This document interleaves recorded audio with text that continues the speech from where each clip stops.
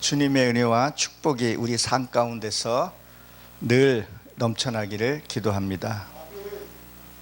여러분, 추석 어떻게 잘 보내셨나요? 참 추석은 언제나 우리에게 풍요한 마음을 주고 또 가족들이 만나는 그런 귀한 시간, 또 가족이 만나서 복음을 전할 수 있는 그런 귀한 시간이었던 것 같습니다. 오늘은 고린도전서 10장 11절서부터 21절 말씀, 오늘 제목은 조상의 숭배는 효인가? 라는 제목으로 같이 한번 은혜를 나눠보도록 하겠습니다. 19절에 보게 되면 이렇게 기록이 되어 있죠. 그런즉 내가 무엇을 말하느냐? 우상의 제사를 무엇이며 우상이 무엇이냐? 이것이 뭔 말이냐면 우상이 무엇이고 우상 앞에 제물에 놓여 있는 것이 무엇이냐 그랬었어요. 여러분, 우리가 우상 그러면 딱 이미지가 떠오르는 게 어떤 거를 떠오르십니까?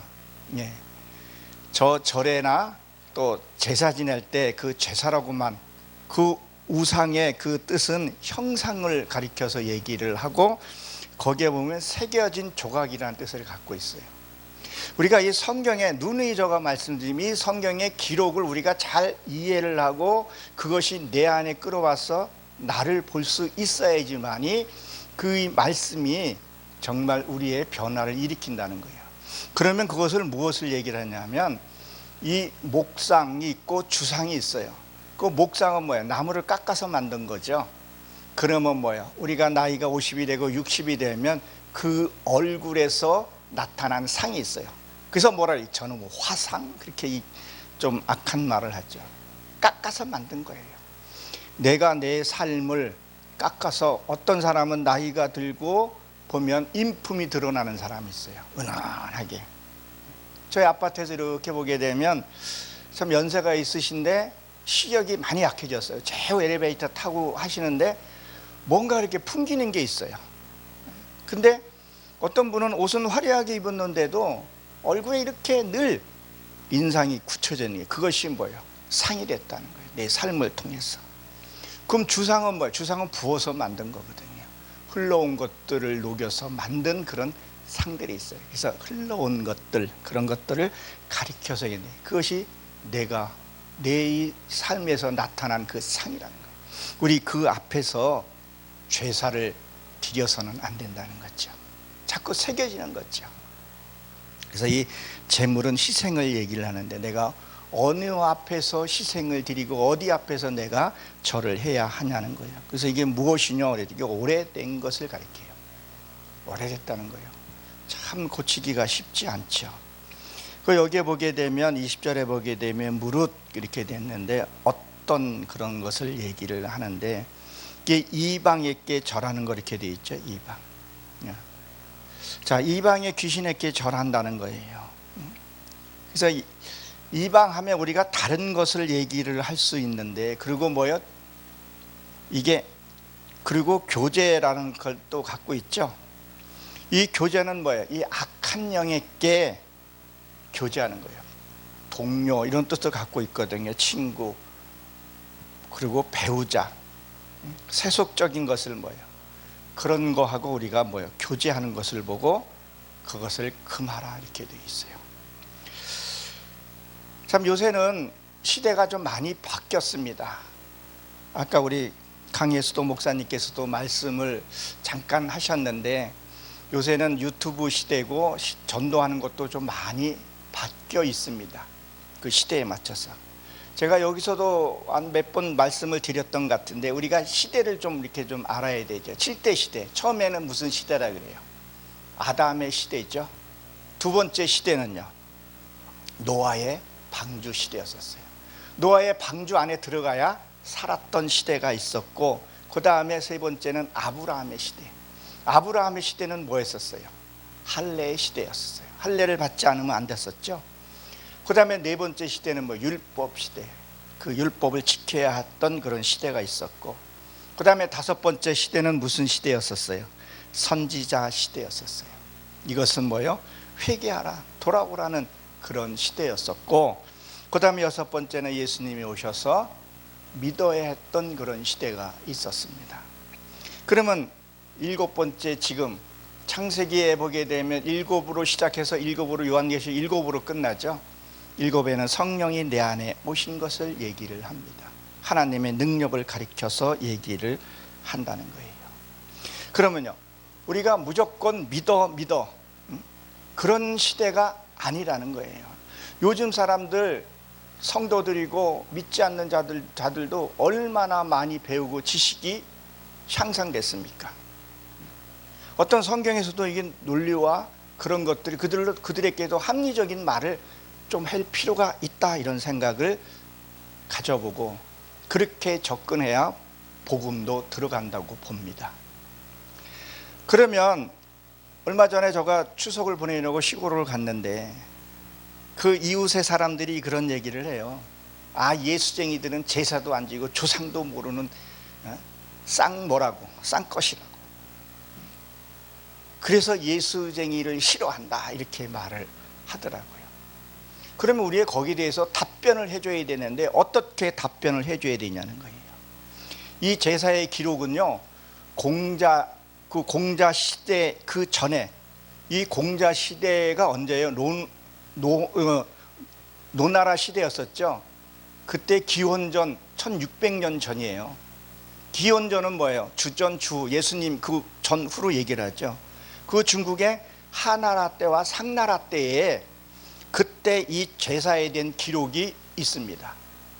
그리고 이게 주전 1000년 전 얘기니까 굉장히 오래됐는데 지금 중국에서 그런 것들이, 기록들이 입증이 됐어요. 저도 기록을 가지고 얘기를 한 거지 그 당시에 산 것은 아닙니다. 거기에 기록을 보게 되면 이 제사는 돌아간 사람에게, 죽은 사람에게 제사를 지낸 것이 아니라 산 사람한테, 누구요? 황제에게 드렸다는 기록이 있습니다.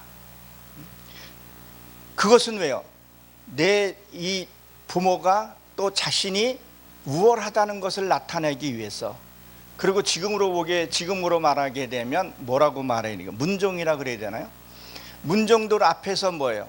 그들에게서 절을 하고 그렇게 제사를 드렸다는 기록이 있습니다. 우리나라도 그 신라 고려 때에 그 전후로 해서 이 특수한 왕에게 제사를 드렸다는 기록도 있습니다. 죽은 사람에게 드린 것이 아니라 산 사람에게 드렸다는 거예요. 실제 이 삼국 시대에 걸쳐서 이 불교가 왕성했을 때에도 제사를 드렸다는 그런 말이 없었어요. 그러면 이게 언제부터 이게 있었냐? 우리나라가 이 무속인과 불교하고 이렇게 합쳐지면서 그 후대에 이게 생겨난 그 제사라는 거예요. 그러니까 한국식 불교라고나 할까? 그렇게 되어버린 거죠. 이때만 해도 제사에 대해서 심각성은 없었던 것으로 기록이 되어 있습니다. 그러면 언제부터냐? 고려 말경에 중국의 그 성리학 있죠? 우리가 잘 아는 그 공자의 그 제자들이 그것을 배워서 그것을 기초로 해서 그 중국에 얼마나 많이 싸웠습니까?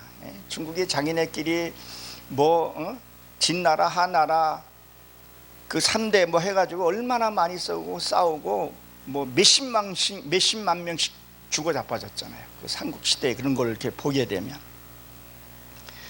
그때 그것을 받아들이면서 우리나라도 무언가를 받아들이게 된 거죠.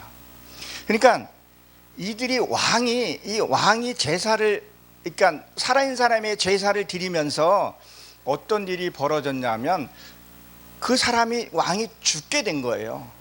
죽게 되면서 내 부모를 죽어서도 이제 섬기고 싶은 그런 마음에 죽은 사람 앞에 제사를 드리게 된 거죠.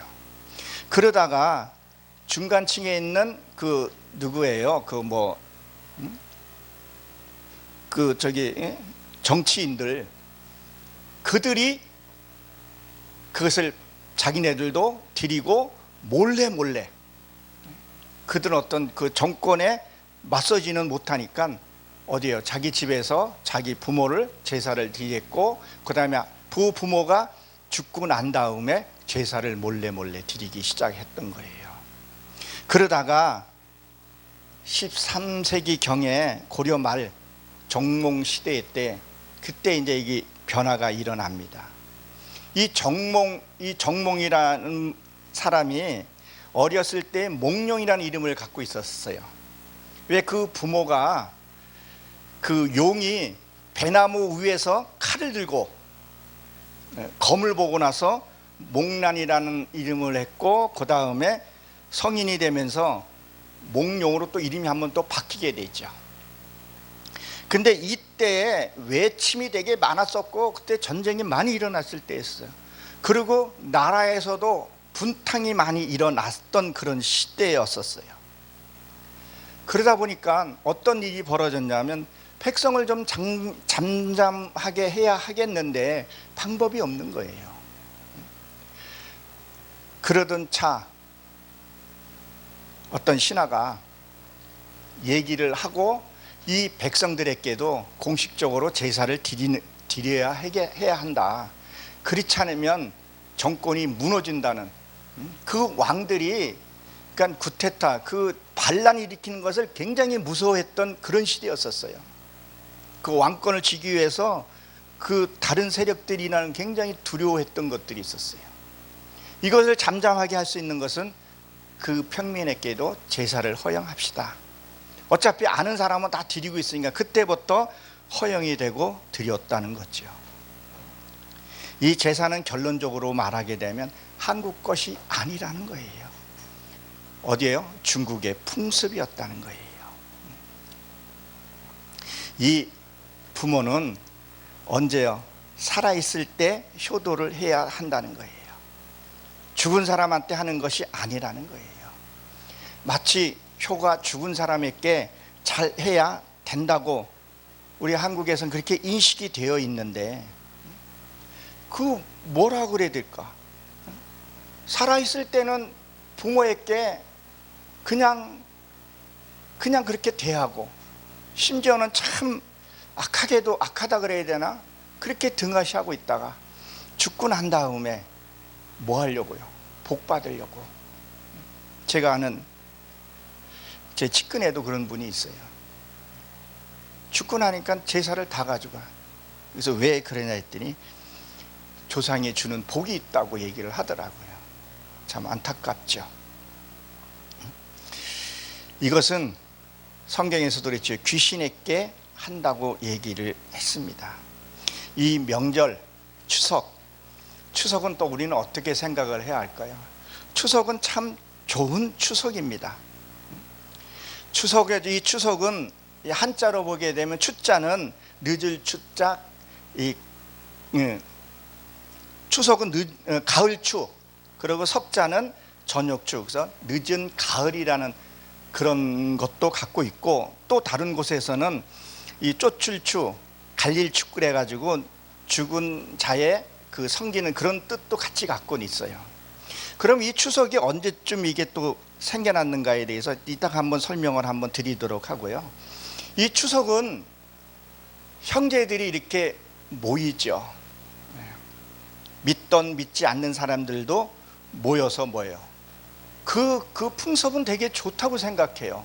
모여서 그동안에 형제들 간에 쌓여있던 부분도 좀 풀고, 그리고 어떤 조상에 대한 은덕, 그 감사한 것들 있지 않겠어요? 그리고 가업을 이어받을 것도 있지 않겠냐는 거예요.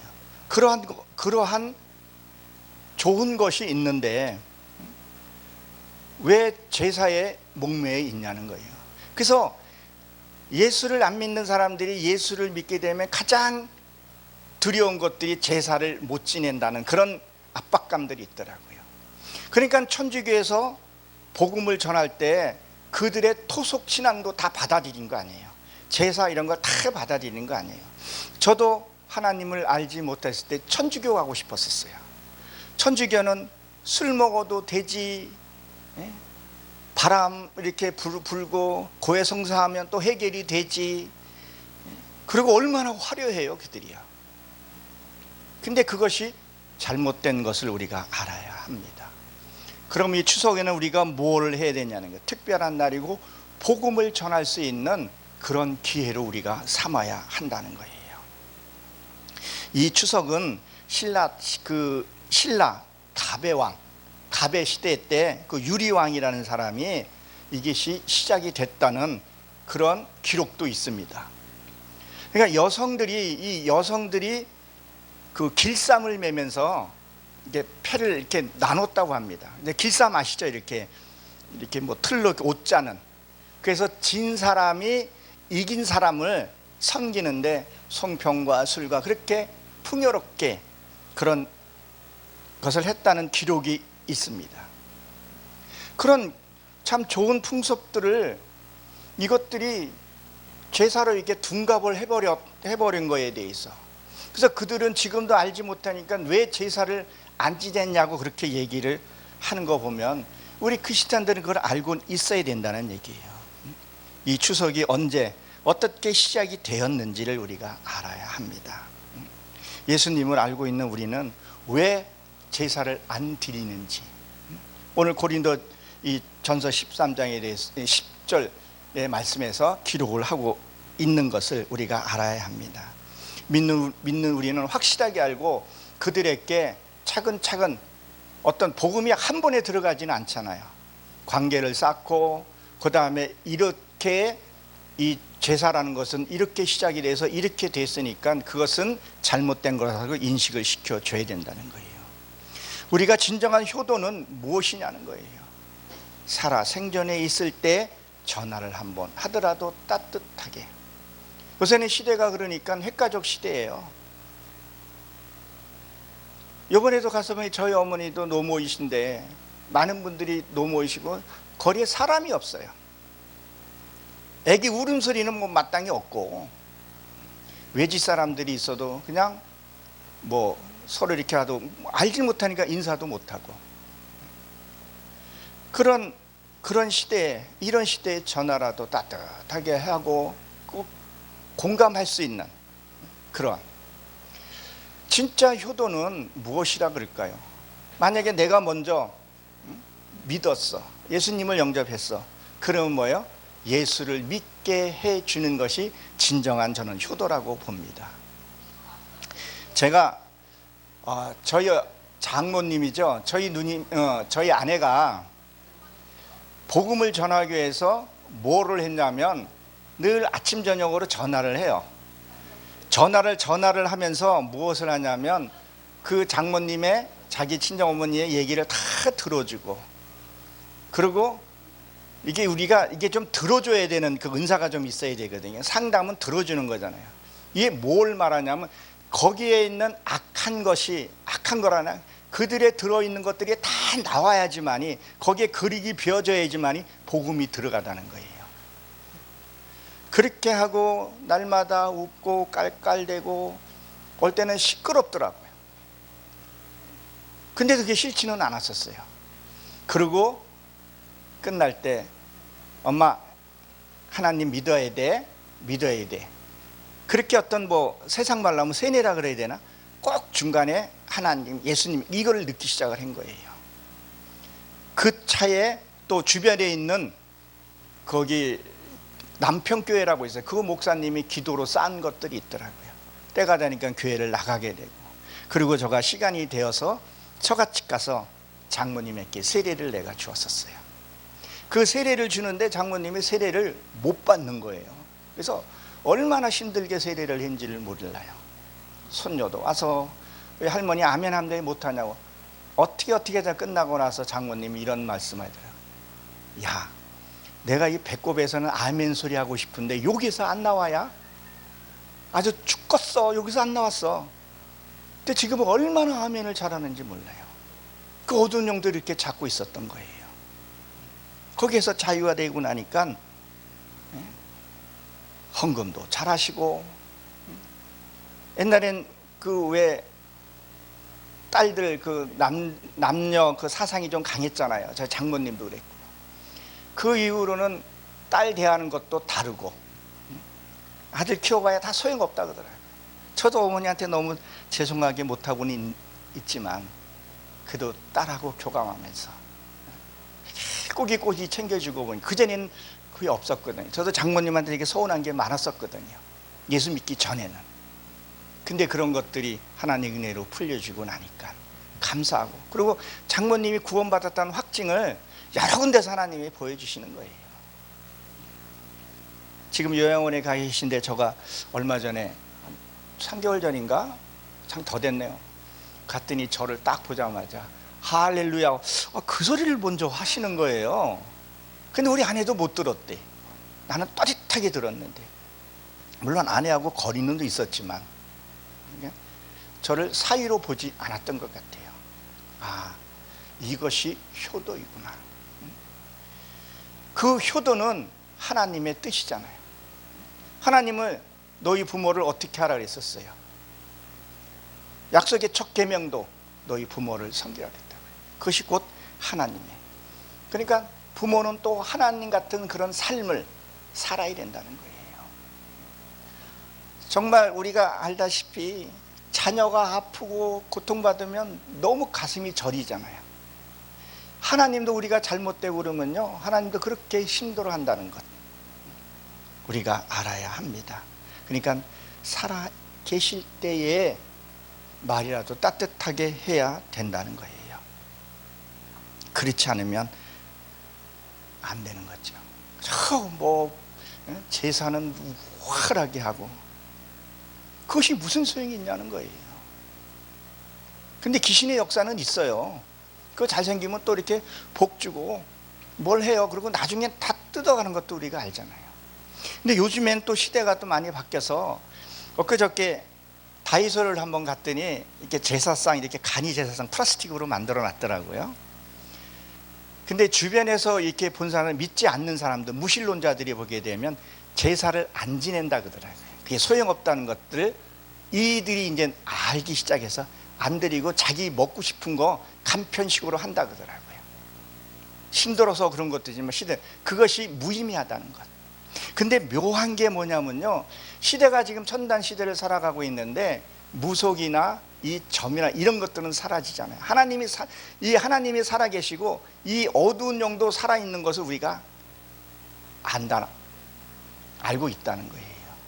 우리가 용은 보이진 않지만 용에 우리가 그건 알잖아요. 하나님도 우리 눈에 보이지만 하나님이 계신다는 것들 우리가 분명히 알아야 합니다. 그러니까 뭐예요? 효자 집안에서 충신이 나온다는 말이 있잖아요. 너희 부모에게 잘하는 것이 곧 하나님께 잘한다는 거예요. 하나님의 뜻을 알아야 합니다.